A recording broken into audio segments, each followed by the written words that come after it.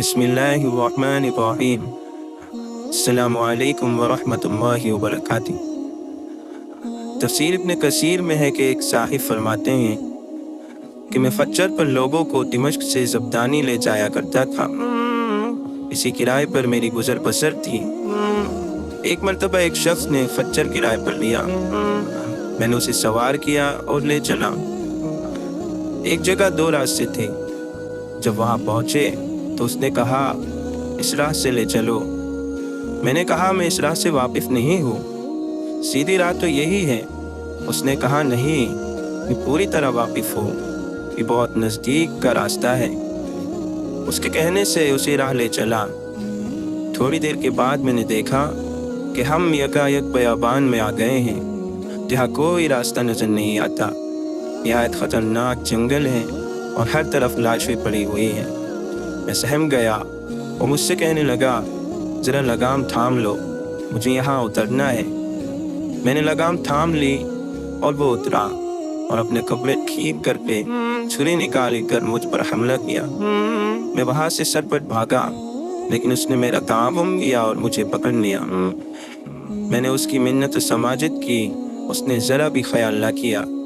मैंने कहा, अच्छा, ये खच्चर और कुल सामान जो मेरे पास है तू ले ले और मुझे छोड़ दे।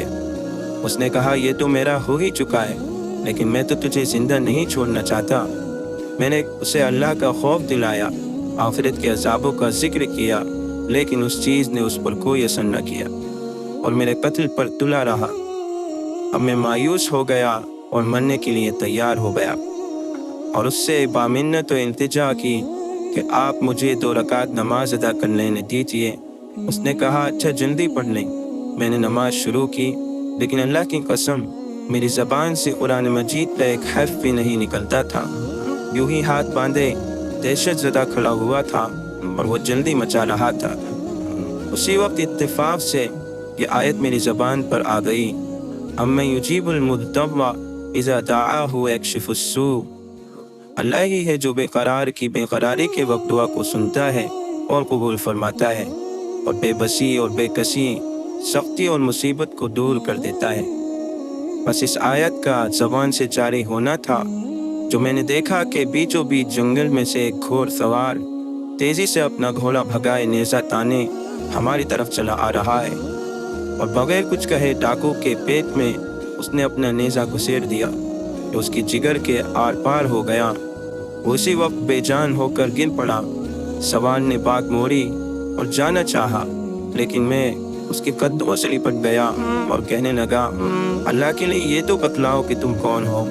उसने कहा, मैं उसका भेजा हुआ हूँ जो मजबूरों, बेकसों और बेबसों की दुआ कबूल फरमाता है और मुसीबत व आफत को टाल देता है।